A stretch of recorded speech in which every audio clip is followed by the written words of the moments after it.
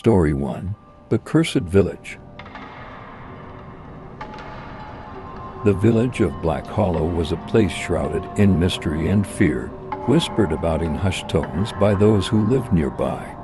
For generations, it had been known as a cursed place, where darkness clung to the air and misfortune followed anyone who dared to stay too long.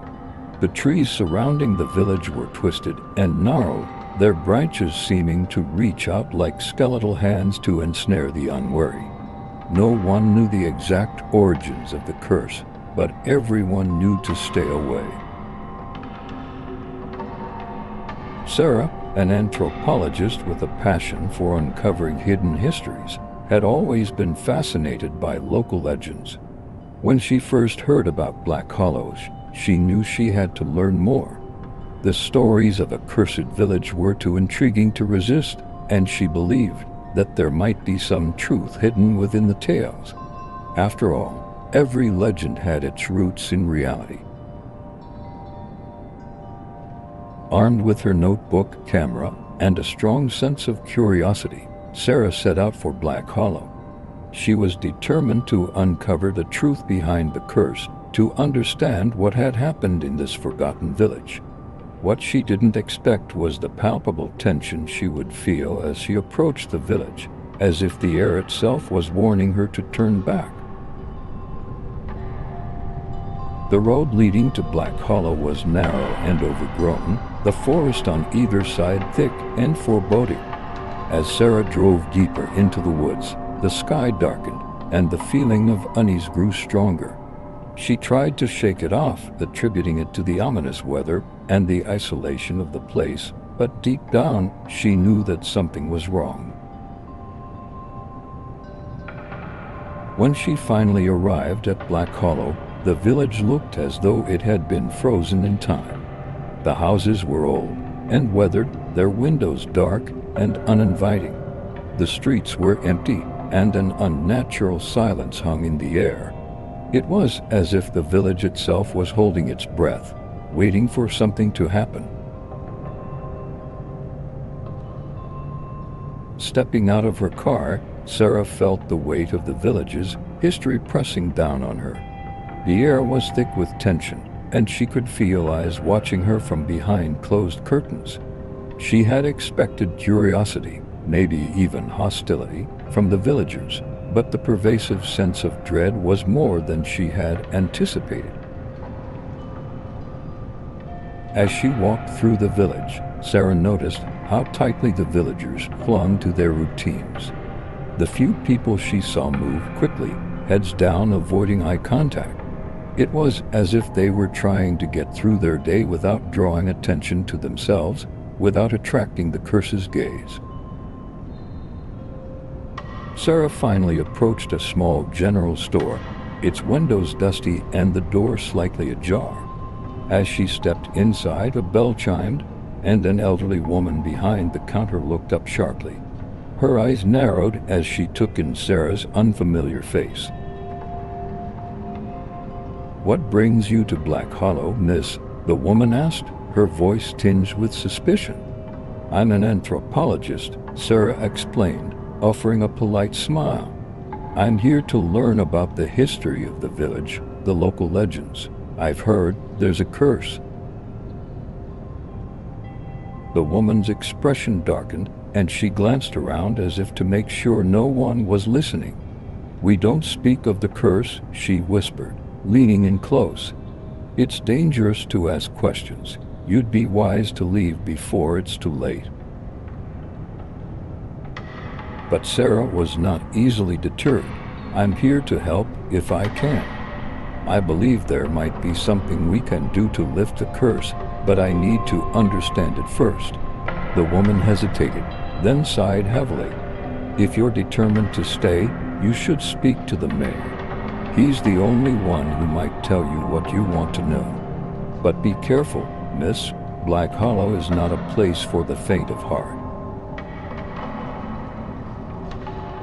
With that ominous warning, Sarah thanked the woman and left the store, her resolve hardening.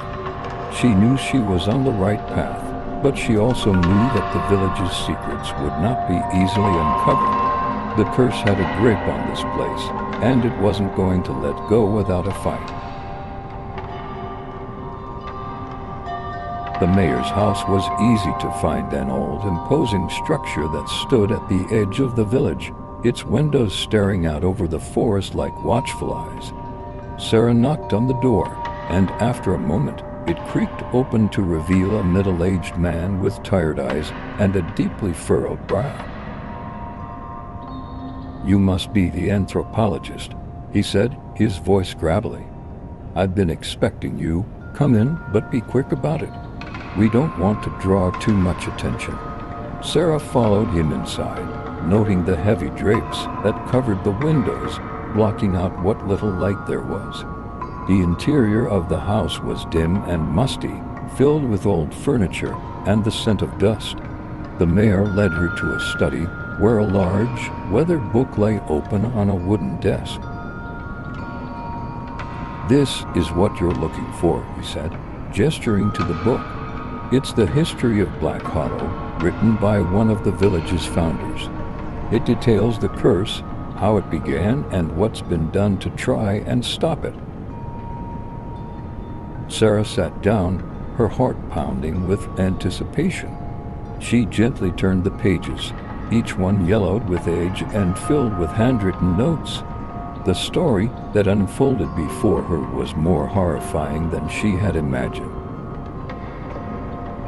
Centuries ago, Black Hollow had been a thriving village, peaceful and prosperous. But that all changed when a woman named Alara arrived. She was a healer, skilled in herbs and potions, and the villagers welcomed her at first. But as time passed, strange things began to happen. Crops failed, livestock died, and the villagers grew sick. They blamed Alara, accusing her of witchcraft. Fearing for their lives, the villagers captured Alara and burned her at the stake in the village square. As the flames consumed her, she cursed the village, vowing that it would never know peace again. Her final words echoed through the night, and from that moment on, Black Hollow was never the same. "The curse is real," the mayor said quietly as Sarah absorbed the tale. "It's been passed down through the generations, growing stronger with each passing year. We've tried to fight it, but nothing has worked. That's why the village is like this, why we live in fear." Sarah closed the book, her mind racing. The curse had roots in the village's past, but perhaps there was still a way to undo it. She had to find out more. There had to be something they had missed, something that could break the curse once and for all.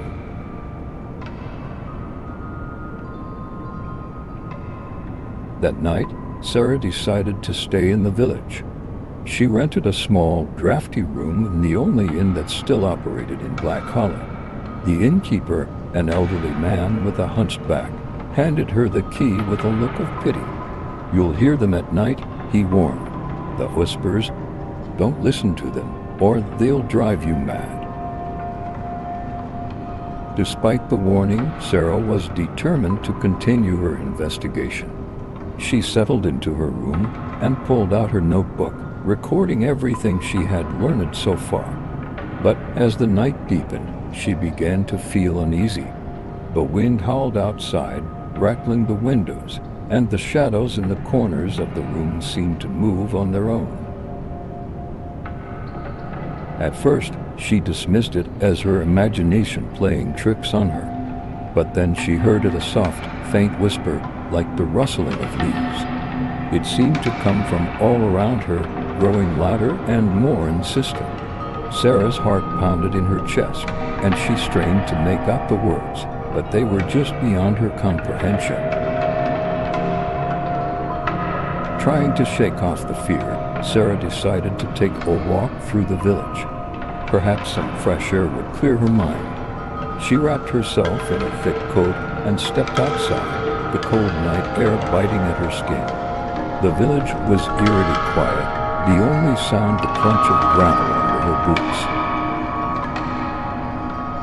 As she walked, she noticed strange things happening around her. A group of crows perched on a fence post watched her with unsettling intensity, their eyes glinting in the moonlight. A dog howled in the distance, its mournful cry sending shivers down her spine. And in the corner of her vision, she saw shadows, moving shapes that shouldn't have been there, darting between the trees and buildings. Sarah's unease grew with each step. It was as if the village itself was alive, watching her, waiting for her to make a mistake. She reached the village square and stopped in front of the old oak tree. The air around it felt different, thicker, and the ground beneath her feet seemed to pulse with a faint energy. That's when she saw a faint glow emanating from the base of the tree. Sarah knelt down, brushing away the leaves and dirt to reveal a small, hidden compartment.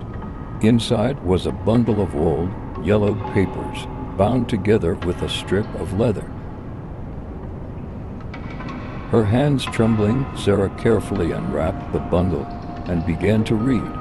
The papers were filled with symbols and incantations, notes written in a language she didn't recognize. But one thing was clear: these were the writings of Alara, the witch who had cursed the village. Sarah's breath caught in her throat as she realized what she had found. This was no ordinary curse. Alara had used dark magic, drawing on forces far beyond human understanding. And now, centuries later, Sarah had stumbled upon the key to breaking it. But before she could study the papers further, a sudden gust of wind tore them from her hands, scattering them into the night.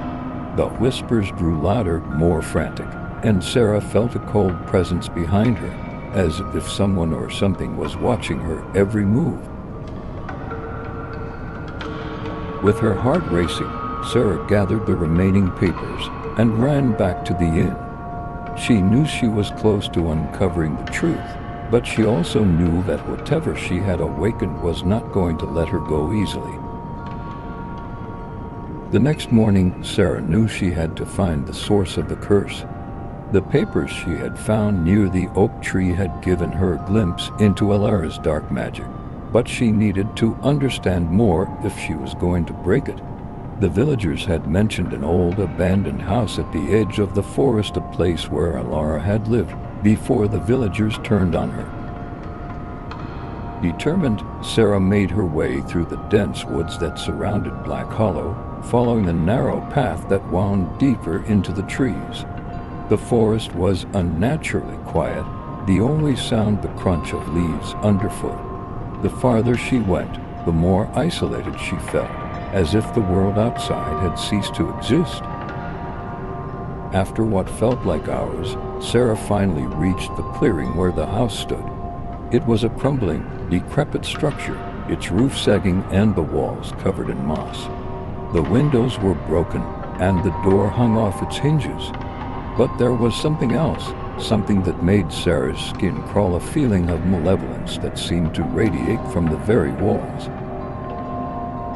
Taking a deep breath, Sarah pushed the door open and stepped inside. The interior was dark and cold, the air thick with the scent of decay. Old furniture lay in splinters on the floor, and the walls were covered in strange symbols, painted in what looked like blood. In the center of the room, surrounded by a circle of stones, was a small altar. On it lay various artifacts, bones, dried herbs, and a black candle that looked as though it had never been lit. But it was the object at the center of the altar that drew Sarah's attention, a small, ornate box, similar to the one she had seen in the mayor's book. Her heart pounded as she approached the altar. The box seemed to pulse with energy, as if it was alive. Sarah reached out, her fingers trembling, and carefully opened the lid. Inside was a piece of parchment covered in the same strange symbols she had seen in Alara's writings. It was a spell, a powerful one, meant to bind the spirits of the dead to the living world. As she studied the parchment, the air around her grew colder, and she heard the faint sound of whispers. But this time, the whispers were clearer, more distinct. They were calling her name, urging her to read the spell aloud. Against her better judgment, Sarah began to speak the words written on the parchment. As she did, the room seemed to darken, the shadows lengthening and twisting around her. The temperature plummeted, and a cold wind howled through the house, rattling the walls. Suddenly, the air was filled with a piercing scream, and Sarah felt a force slam into her, knocking her to the ground. The box flew from her hands, and the room erupted in chaos. The shadows came alive, swirling around her, and in the center of it all, a figure began to materialize. Alara, the witch, her eyes glowing with fury.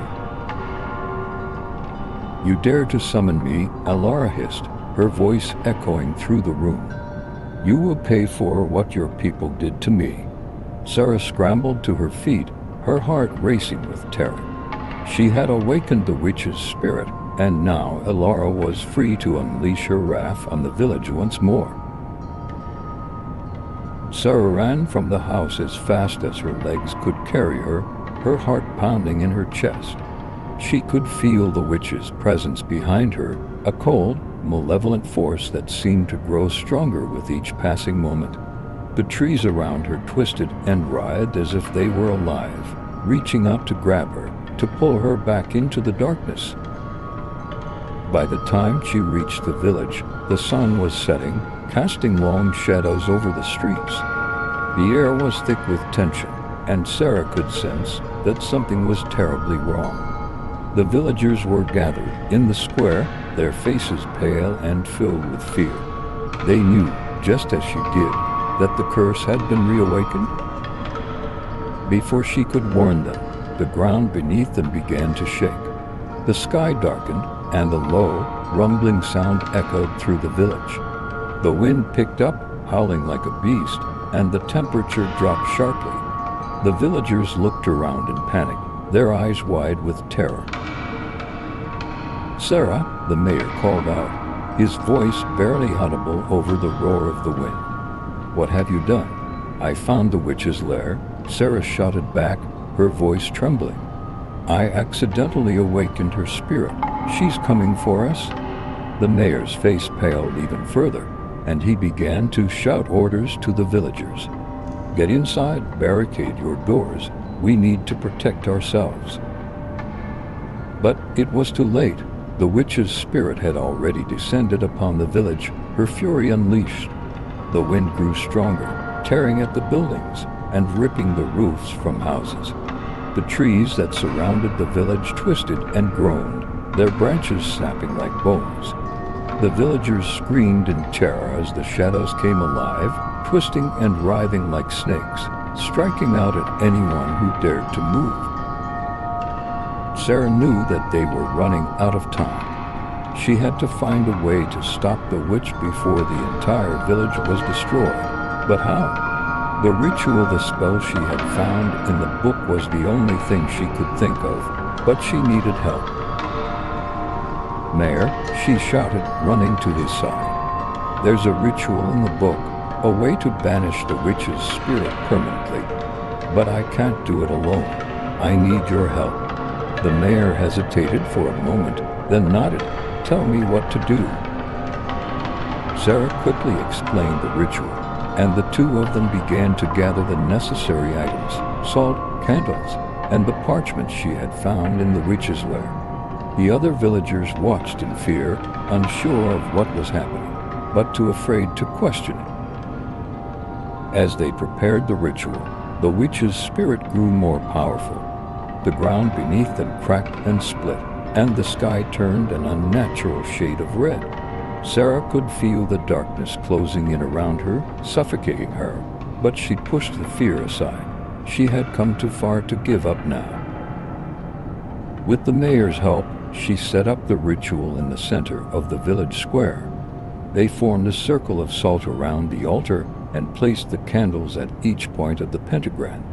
As Sarah lit the candles, the wind howled even louder, and she could feel the witch's presence growing stronger. The villagers gathered around, watching in silence as Sarah began to chant the words of the ritual. The air was thick with tension, and every eye was on her as she spoke the incantation.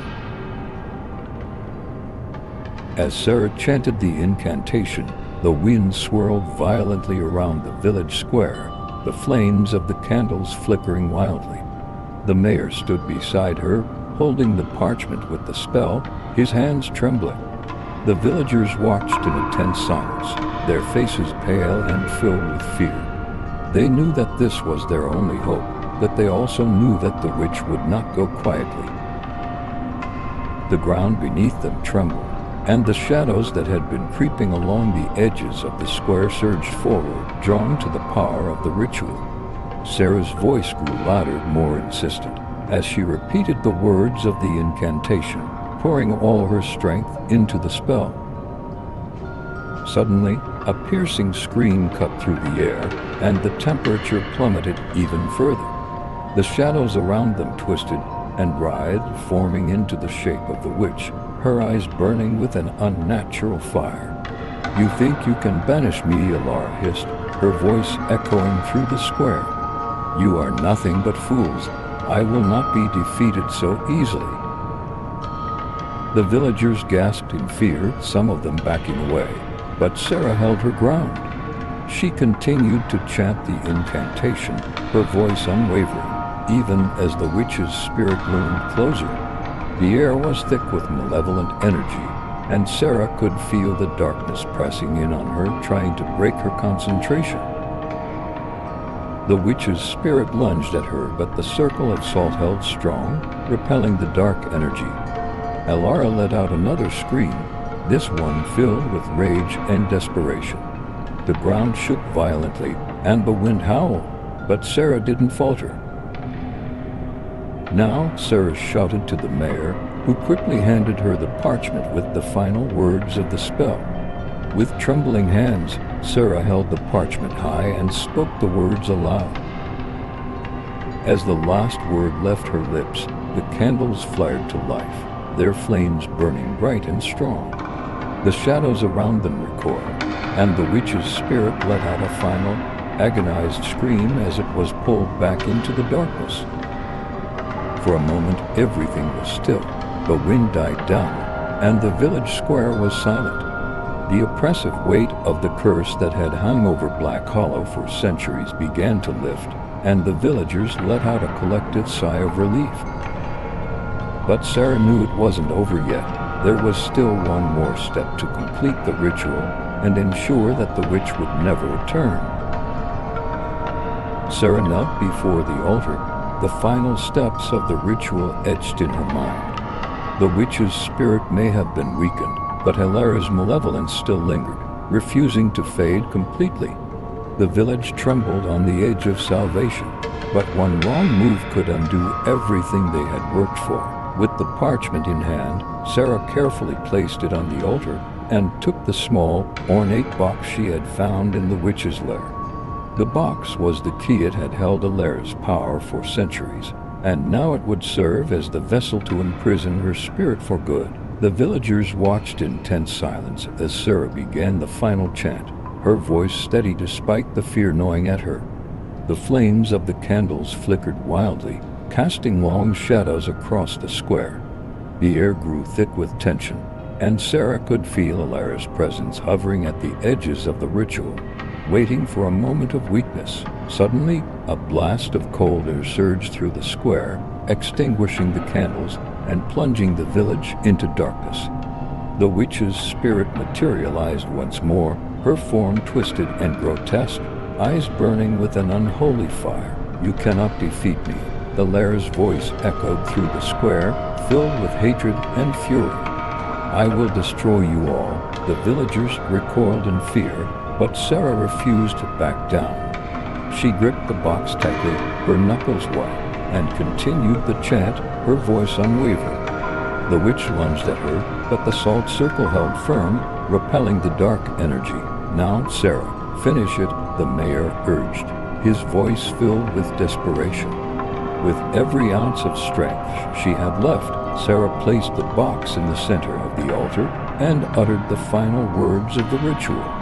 The box began to glow, pulsing with a dark light that grew brighter and brighter until it was almost blinding. Alara screamed, her form flickering and distorting as the power of the ritual took hold. The ground shook violently, and the air crackled with energy as the witch's spirit was forcibly drawn into the box. The villagers watched in awe and terror as Alara's form twisted and writhed, her screams growing fainter until, finally, she was gone. The village square was silent, the air still and heavy with the aftermath of the battle. The box lay on the altar, its glow fading to nothing. The ritual was complete, the witch was gone, and Black Hollow was finally free of its curse. Exhausted but triumphant, Sarah collapsed to her knees, her breath coming in ragged gasps.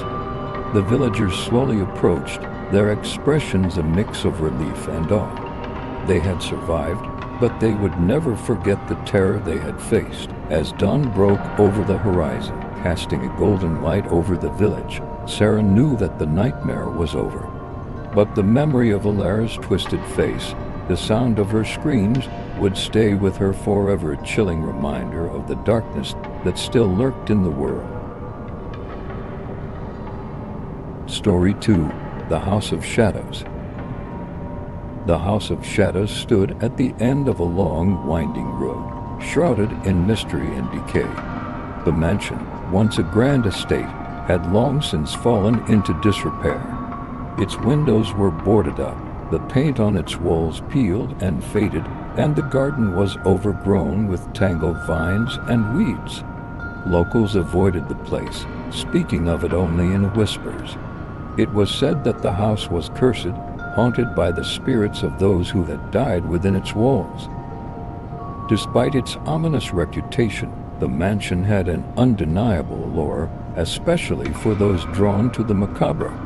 The stories that surrounded the House of Shadows only fueled its mystique, making it a prime target for ghost hunters and thrill seekers. Yet few dared to venture inside, and those who did often left with more questions than answers. David was not easily swayed by tales of ghosts and curses. As a writer, he was always in search of inspiration, and the House of Shadows seemed like the perfect place to find it. The idea of spending time in a house with such a dark history excited him. He believed that the mansion's tragic past would spark his creativity, giving him the material he needed for his next novel. When David first saw the mansion, he was captivated by its eerie beauty.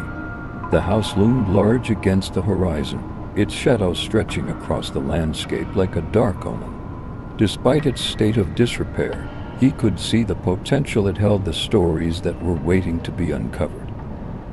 Ignoring the warnings from the locals, David purchased the House of Shadows.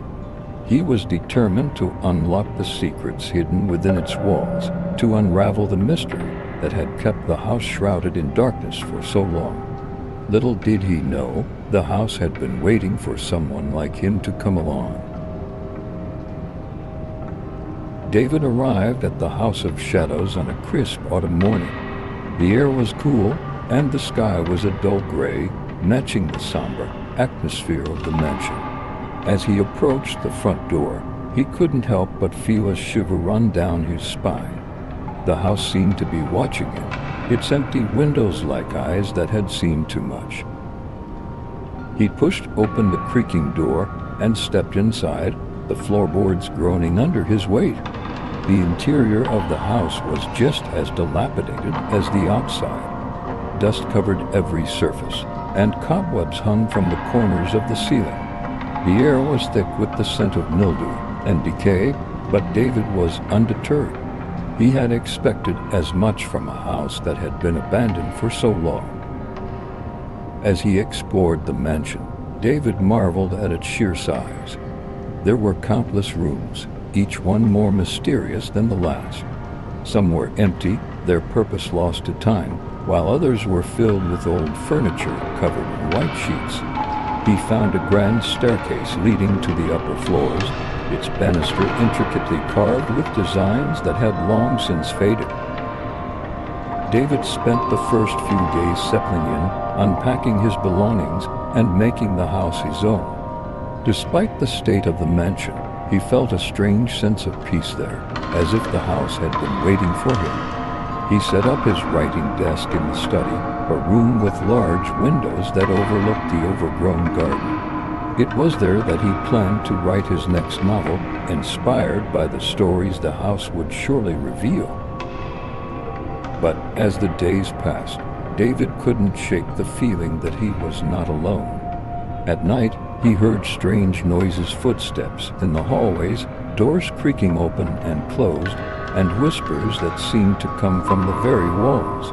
He dismissed them at first, attributing them to the old house settling, but the unease in his stomach grew stronger with each passing day. One afternoon, while exploring the upper floors, David discovered a door that had been hidden behind a large wardrobe. It was small and unassuming, but something about it caught his attention. With a mix of curiosity and trepidation, he pushed the door open and found himself standing in a small, dimly lit room. The walls were lined with old books, and in the center of the room was a large wooden chest. David approached the chest, his heart pounding with excitement. He had a feeling that whatever was inside would unlock the mysteries of the House of Shadows. David's heart raced as he opened the chest. Inside, he found several old journals, their pages yellowed and brittle with age. The handwriting was elegant, yet the ink had faded over time, making it difficult to read. He carefully lifted one of the journals and began to read, the words drawing him into the dark history of the house. The journals belonged to the original owners of the House of Shadows, a wealthy family that had lived there over a century ago.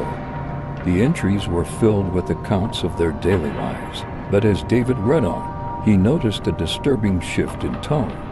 The entries became more erratic, the handwriting more frantic, as the author described strange occurrences in the house, objects moving on their own, ghostly apparitions, and an overwhelming sense of dread that permeated the air.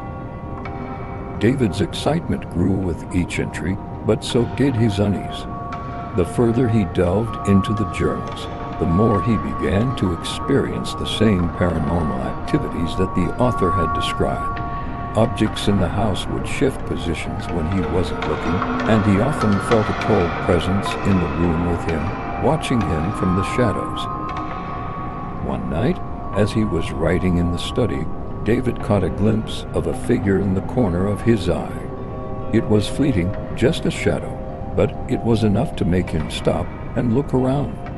The room was empty, yet he couldn't shake the feeling that he was being watched.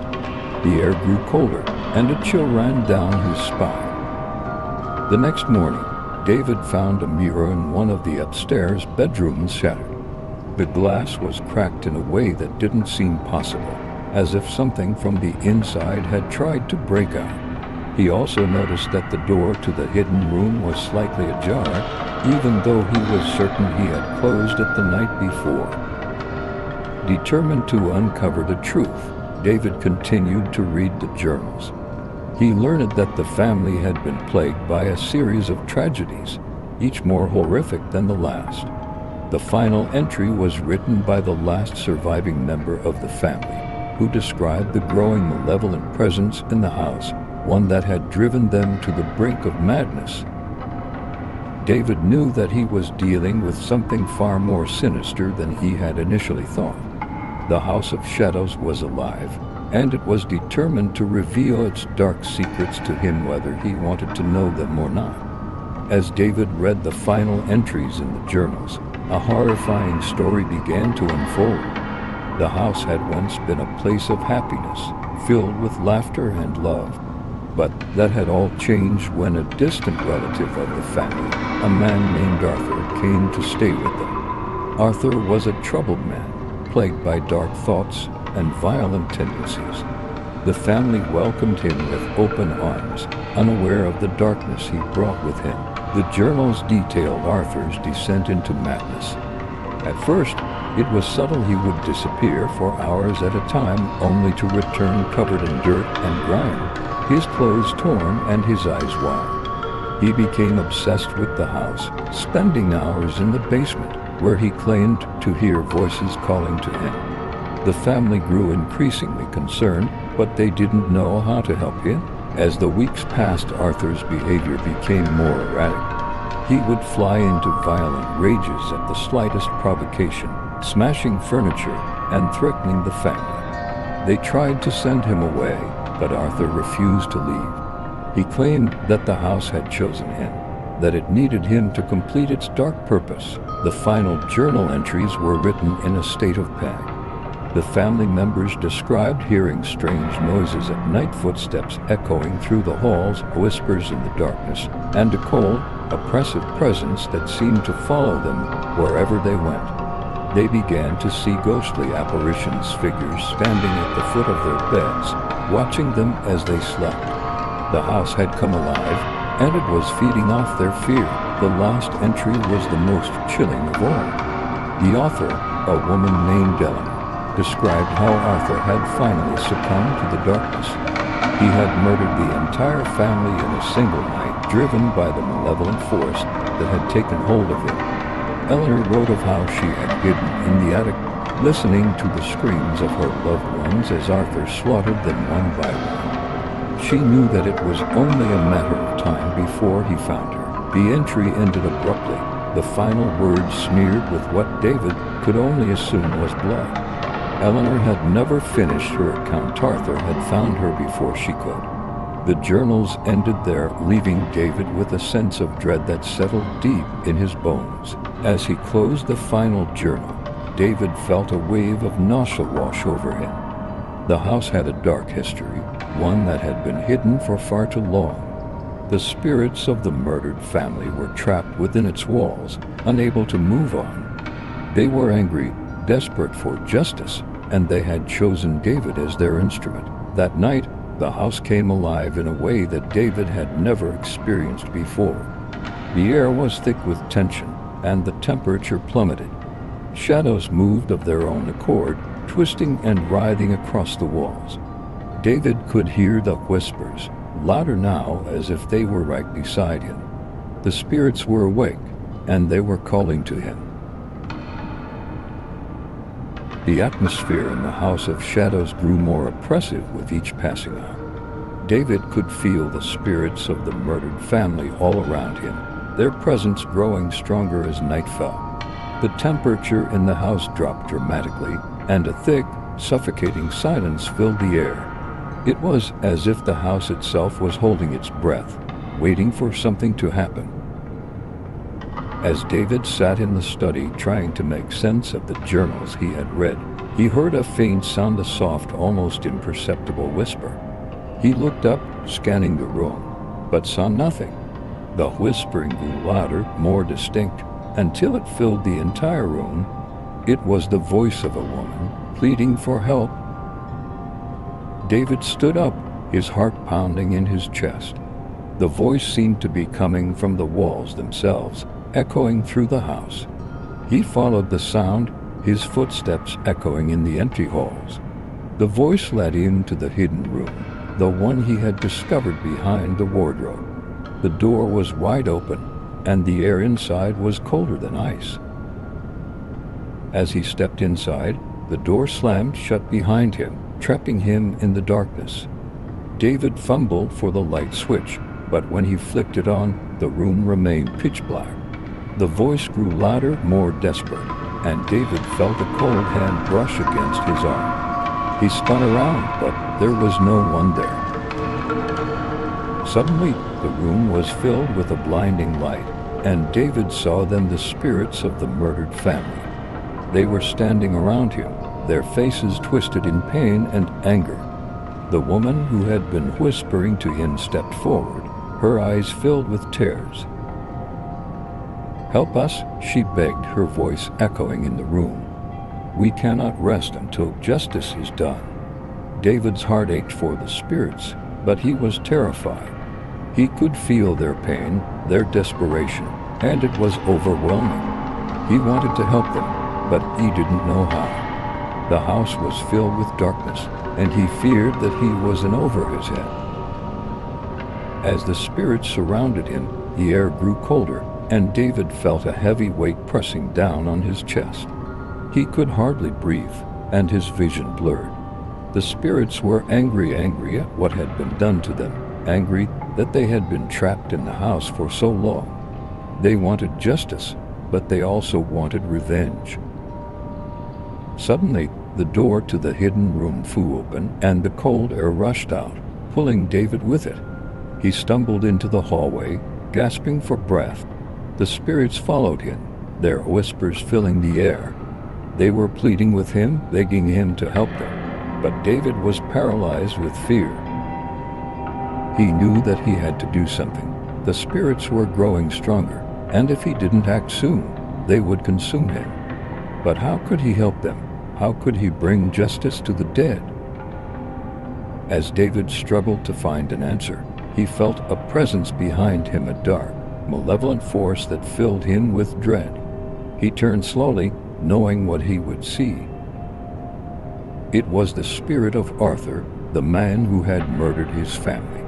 His eyes were cold, his expression twisted with madness. He had been waiting for David, waiting for the moment when he could continue his killing spree. David froze as Arthur's malevolent spirit loomed before him. The air around him grew colder, and the shadows seemed to close in, suffocating him. Arthur's eyes glowed with a dark, unnatural light, and his presence exuded a palpable sense of evil. David could feel the hatred radiating from him, a deep, all-consuming rage that had only grown stronger over the years. "You shouldn't have come here," Arthur hissed, his voice a low, guttural growl. "This house is mine. Their souls are mine."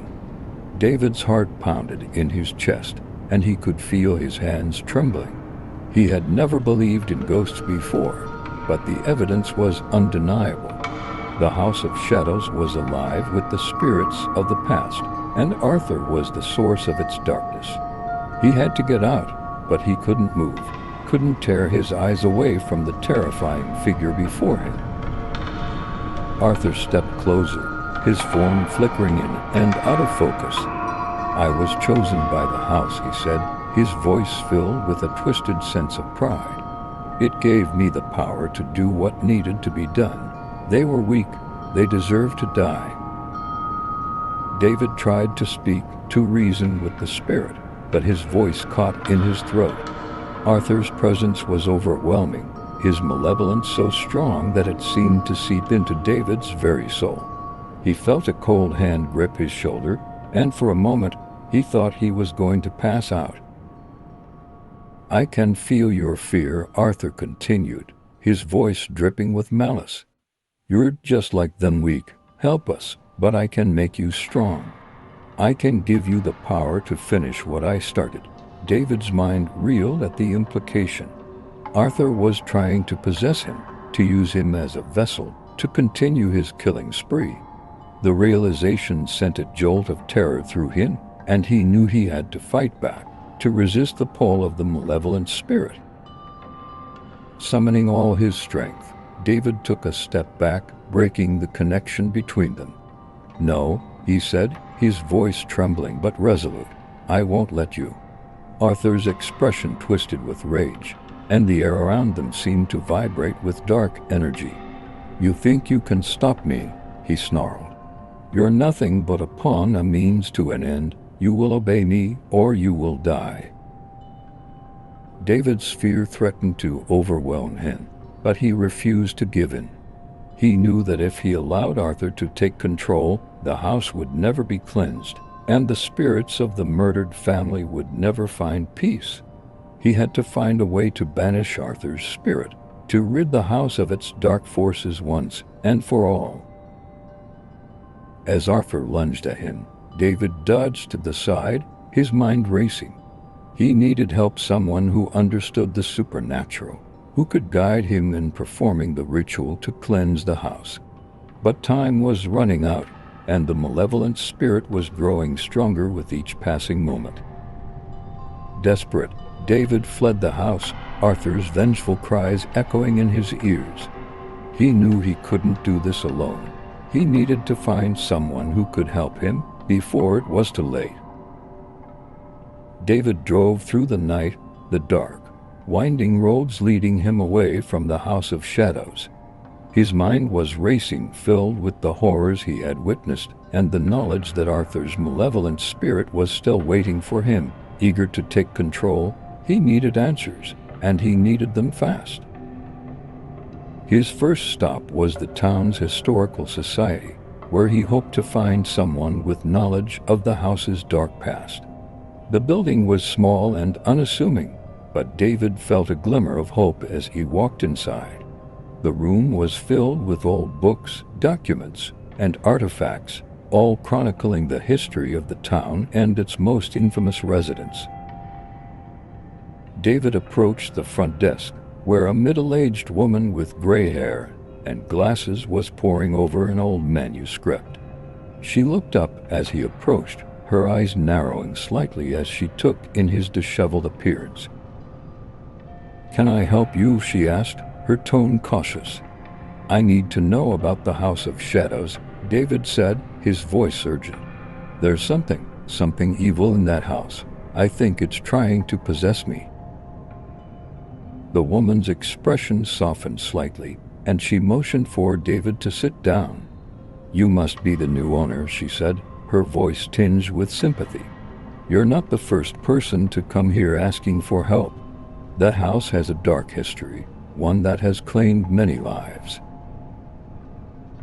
David listened intently as the woman, who introduced herself as Mrs. Thornton, recounted the history of the House of Shadows.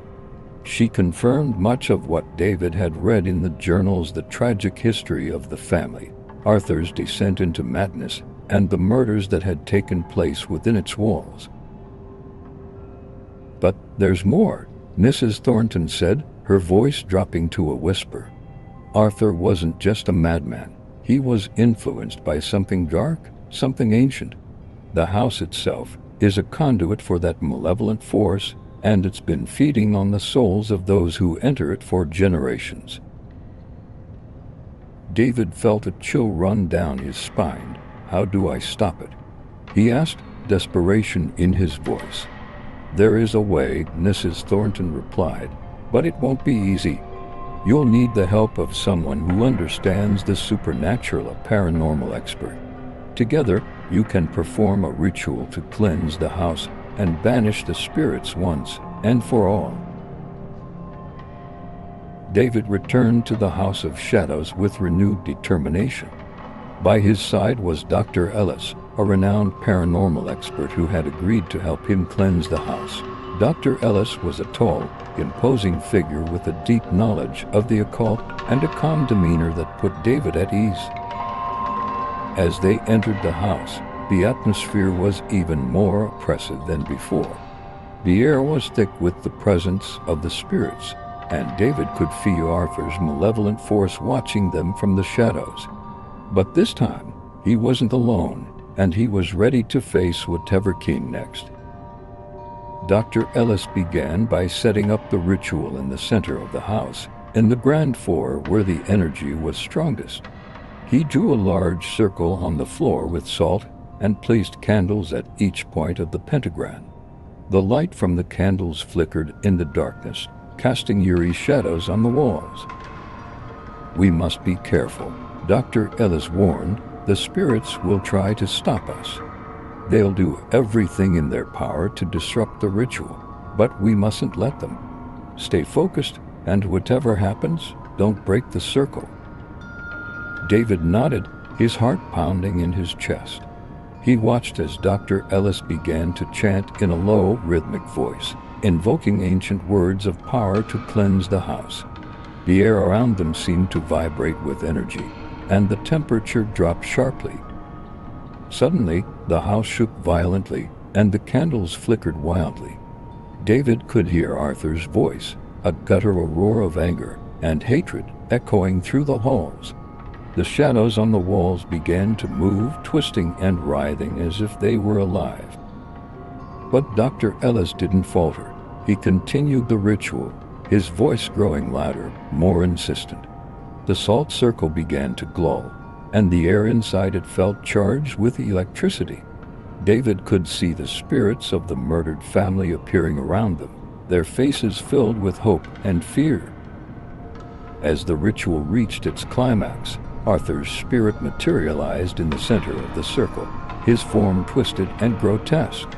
He lunged at David, his eyes burning with rage, but the salt circle held him back. "Now, David," Dr. Ellis shouted, "finish it." With all his strength, David held up the final piece of the ritual, a piece of parchment with the last words of the incantation. As he spoke the words, the candles flared to life, and the circle of salt glowed with an intense white. Arthur's spirit let out a final, agonized scream as he was pulled into the light, his form disintegrating into nothingness. The house shook one last time, then fell silent. The darkness lifted, and the oppressive atmosphere that had plagued the House of Shadows was gone. David collapsed to his knees, exhausted but victorious. The spirits of the murdered family were free, and the house was finally cleansed. But as he looked around at the now quiet mansion, he knew that he would never be the same. The experience had changed him, left a mark on his soul that would never fade. As he walked out of the House of Shadows for the last time, David felt a sense of peace, but also a lingering unease. He had faced the darkness and survived, but he knew that the shadows would always be with him, a reminder of the house's tragic past and the battle he had fought to bring it to an end. Story 3: The Whispering Hallway. Lily stared out of the car window as the landscape of her new town blurred by. The town was small and isolated, nestled deep in the countryside, far from the bustling city she had known her whole life. She had been uprooted from her old school and friends when her parents decided to move to this remote town for work. Lily wasn't thrilled about the change, especially about starting at a new school. As they approached the building, an old red brick structure that looked like it hadn't been touched in decades, a shiver ran down her spine. The school had an eerie, almost oppressive atmosphere. Its windows were cloudy with age, and the tall, looming trees surrounding it cast long shadows over the grounds. As Lily walked through the front doors on her first day, she noticed how quiet it was, too quiet. The students moved in hushed tones, and there was an air of unease, as if something dark lingered just out of sight. Lily soon began hearing whispers about a certain hallway in the school, one that everyone seemed to avoid. The hallway was in an older, less used wing of the building, and it was said to be cursed. According to the rumors, anyone who ventured down that hallway after dark would hear voices calling their name. Those who followed the voices would disappear, never to be seen again. Lily tried to ignore the rumors, but the more she heard, the more curious she became. Little did she know her curiosity would soon lead her into the heart of the school's darkest secret. During lunch on her first day, Lily overheard a group of students talking in hushed tones at the next table. The topic was the mysterious hallway she had heard about that morning. "Did you hear about what happened last year?" one of the girls whispered, glancing nervously around. Tommy and Sarah walked down the hallway after practice. They never came back. "Yeah," another student added, and the teachers told everyone they just transferred, but no one saw them leave. "It's like they vanished." Lily's ears perked up. She hadn't believed in ghost stories since she was a child, but something about this felt different. The fear in the students' voices wasn't feigned. It was genuine.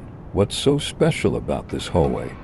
Lily asked, unable to keep the curiosity out of her voice. The group fell silent, their eyes wide as if they couldn't believe someone would ask that so openly.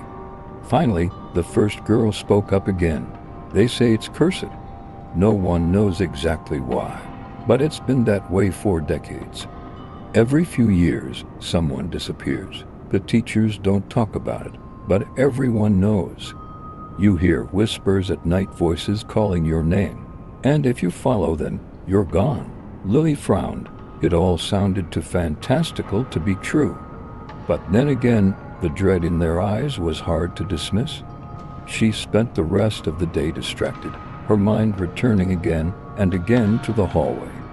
What if there was something to the rumors? What if it wasn't just a ghost story meant to scare new students? That evening, when Lily got home, she asked her parents if they knew anything about the school's history. Her mother, usually chatty, suddenly grew quiet. "Why do you ask?" she said, her voice unusually strained. "Just something I heard at school, about a hallway that's supposedly cursed." Her mother's face paled. "That old rumor again. I heard it when I was a student there too, but it's just that, a rumor. Don't go poking around where you shouldn't." Lily, her mother's reaction only fueled Lily's curiosity.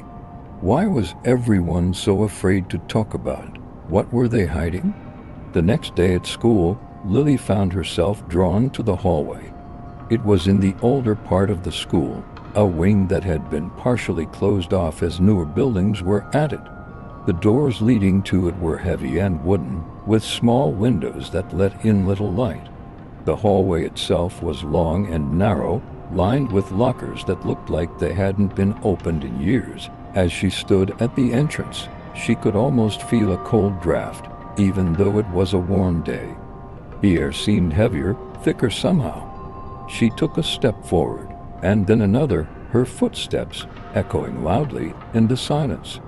Then she heard it, a faint whisper, just at the edge of her hearing. She froze. It wasn't just her imagination. The voice was real, soft but unmistakable, calling her name. It sent a chill down her spine. She turned and ran, not stopping until she was back in the crowded, noisy part of the school. Her heart was pounding in her chest, her mind racing with questions. Who or what had called her name, and why? That night, Lily couldn't stop thinking about the hallway. The voice had been so clear, so unmistakable. Was it just her mind playing tricks on her, or was there something more sinister at play? She lay in bed, staring at the ceiling, replaying the moment over and over in her head. Sleep didn't come easily. When it did, her dreams were filled with the hallway, dark, endless, and suffocating. She dreamed of walking down it, each step echoing louder than the last, until she heard the voice again. Lily ... double quotes, it whispered, but this time it was closer, right behind her. In the dream, she turned around, and there was a shadowy figure standing at the end of the hallway, just out of reach. Its eyes glowed with a sickly, unnatural light, and it reached out toward her. Lily woke with a start, drenched in sweat, her heart pounding. She glanced at the clock. 3 a.m., the witching hour, as her grandmother used to say. She shivered, pulling the blankets tighter around her. She couldn't shake the feeling that something was watching her, even in the safety of her own room. The next day at school, she tried to avoid thinking about the hallway, but it was impossible. Every time she closed her eyes, she saw the figure from her dream. Every time she walked past the entrance to that part of the school, she felt the same cold draft she had felt before. By lunchtime, she had made up her mind. She had to go back to the hallway, but this time she would bring someone with her. Maybe it was all in her head, but she needed to know for sure. She couldn't live with the uncertainty, the gnawing fear that something was lurking just out of sight, waiting for her. After school, she approached her friend Emma, one of the few people she had bonded with since transferring. "Emma, can you come with me to the old hallway after school?" she asked, trying to keep her voice casual. Emma looked at her in surprise. "Why, you're not thinking about going down there, are you?" Lily hesitated, then nodded. "I just need to check something. Please, I don't want to go alone." Emma looked uncomfortable, but after a moment, she sighed. "Okay, but we're not staying long." After the final bell rang, the two girls made their way to the old wing of the school. The hallway looked even more ominous in the dim light of late afternoon. Lily hesitated at the entrance, her heart racing, but she couldn't back down now. She took a deep breath and stepped forward, Emma close behind her. The air grew colder as they walked, and the whispers began again, faint but unmistakable. Lily, Emma, the voices called their names, sending chills down their spines. Lily turned to Emma, who was visibly trembling. "Did you hear that?" Lily asked, her voice shaking. Emma nodded, her face pale. "Lily, let's get out of here. This place isn't right." But before they could turn back, the shadowy figure from Lily's dream appeared at the end of the hallway. It was closer this time, its eyes glowing with that same unnatural light. The whispers grew louder, more insistent, as the figure started to move toward them. The figure's approach was slow but deliberate, its glowing eyes locked onto Lily and Emma. The whispers filled the hallway, a cacophony of voices all speaking at once, each one more desperate than the last. Lily grabbed Emma's hand, her own shaking uncontrollably. They needed to get out, but the shadowy figure was blocking their way. "Run!" Lily shouted, pulling Emma back down the hallway away from the figure. They sprinted back the way they came, the whispers chasing them, growing louder with every step. The hallway seemed to stretch on forever, the exit further away than it should have been. Panic set in as Lily realized they might not make it out. Just as they reached the heavy wooden doors, the whispers stopped abruptly. The oppressive silence returned, but neither of them dared look back. They burst through the doors, gasping for breath, and didn't stop running until they were outside the school building, the sunlight a welcome relief from the cold darkness inside. "What the hell was that?" Emma panted, her face pale and eyes wide with fear. "I don't know," Lily replied, equally shaken. "But it's real. It's not just a story." Over the next few days, Lily became obsessed with finding out more about the hallway and the figure they had seen. She spent hours in the school library combing through old records and newspaper clippings.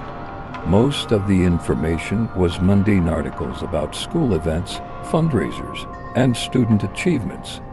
But buried in the back pages of an old yearbook, she found a mention of a tragedy that had occurred at the school over a century ago. In the late 1800s, the school had been a private academy for wealthy families.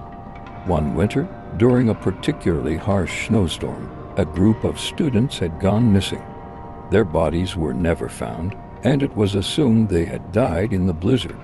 But rumors persisted that they had been lured into the old hallway by voices, just like the ones Lily and Emma had heard. Lily dug deeper, searching for any connection between the missing students and the hallway. She discovered that the hallway had been built on the site of an old church that had burned down in the early 1800s. The fire had claimed the lives of several townspeople, including a priest who was rumored to have been involved in dark rituals.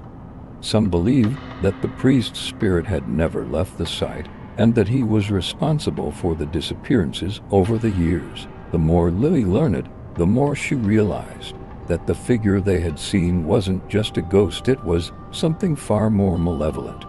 The priest's spirit had been twisted by centuries of anger and hatred, and now it sought revenge on anyone who entered its domain. The whispers were the voices of the priest's victims, trapped in the hallway for eternity, warning others not to follow in their footsteps. But why had the spirit singled out Lily? What connection did she have to the dark history of the school? The answer came in the form of an old family tree that Lily found tucked away in a dusty corner of the library. As she traced the names, she discovered that one of her ancestors had been a student at the academy during the time of the missing students. He had survived the blizzard but had never spoken about what had happened. Lily's bloodline was tied to the school's tragic past, and now the spirits were coming after her to settle a centuries-old score. Lily knew she had to find a way to end the curse before it was too late, but she couldn't do it alone. She needed help from someone who knew more about the supernatural than she did. Her only hope was to reach out to her grandmother, who had always been interested in the occult and had a wealth of knowledge about local legends. That weekend, Lily visited her grandmother and told her everything. Her grandmother listened intently, her face growing more serious with each passing detail.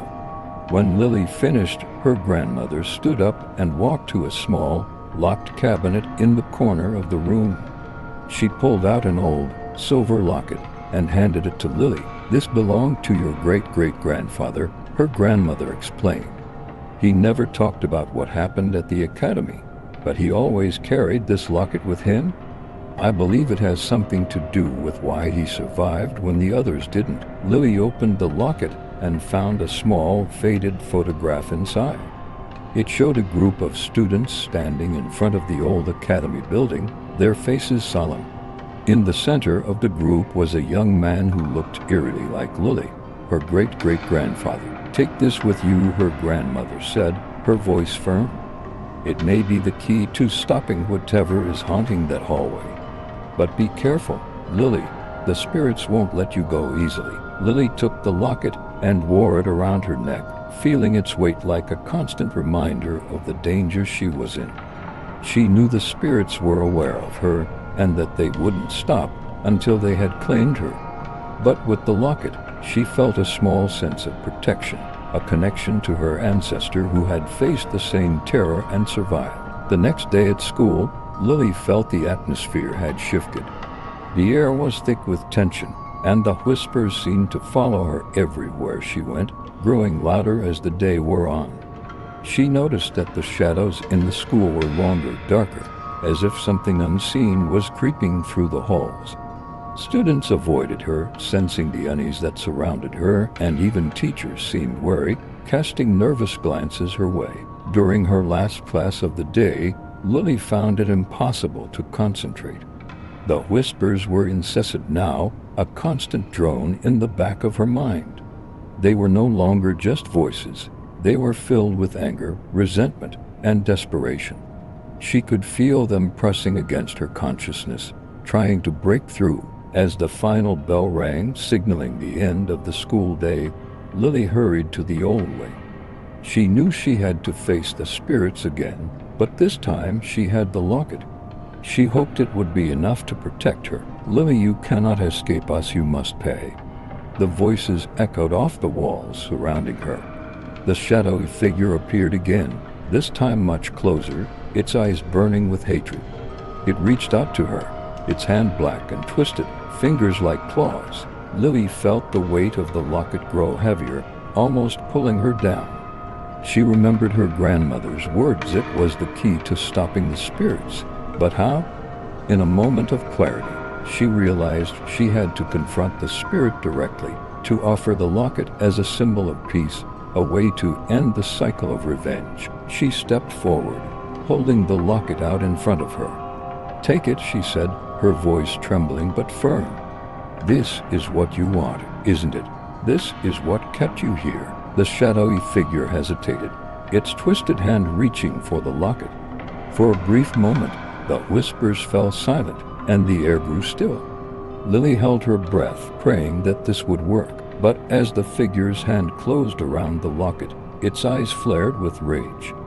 The whispers returned, louder than ever, and the figure lunged at Lily with a terrifying scream. The light intensified, and the figure shrieked, its form flickering and distorting.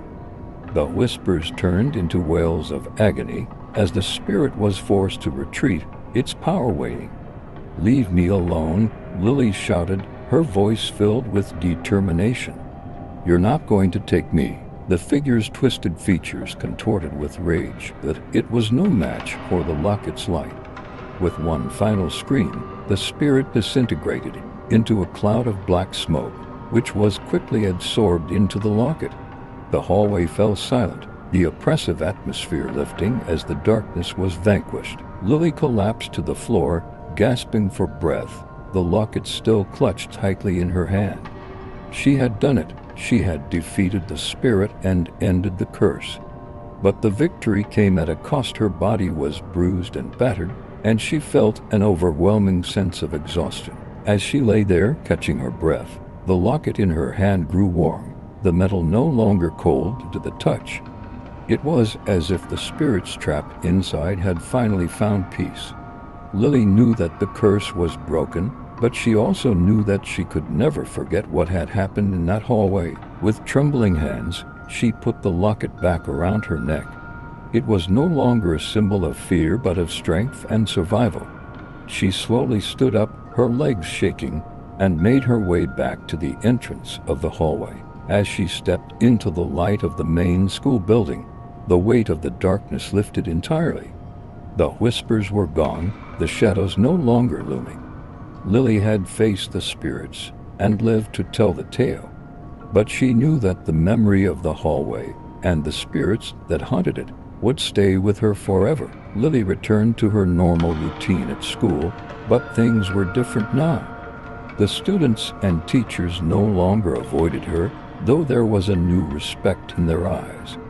No one talked about the old hallway, and it was as if the entire school had agreed to silently forget what had happened. The hallway itself had been sealed off. A thick metal gate bolted across its entrance, with a sign that read, "No entry." Despite the outward calm, Lily knew that she had been forever changed by the experience. The locket, once a burden, now hung lightly around her neck, a reminder of the strength she had found within herself. She had faced the darkness and survived, but the memories of that night still haunted her dreams. The shadowy figure, the whispers, the cold grip on her throat, they would always be a part of her. Weeks passed, and Lily tried to move on, to focus on her studies and make new friends. But every now and then, when she was alone in her room at night, she would feel the weight of the locket and remember the spirits that had once threatened to take her life. She would reach up and touch the locket, feeling its warmth, and remind herself that she had triumphed over the darkness. One day, as she was walking past the sealed hallway, Lily paused. The air was still, and for a moment, she thought she heard a faint whisper, but it was gone before she could make sense of it. She shook her head and continued on her way, confident that the curse was truly broken. But deep down, she knew that some things could never truly be laid to rest.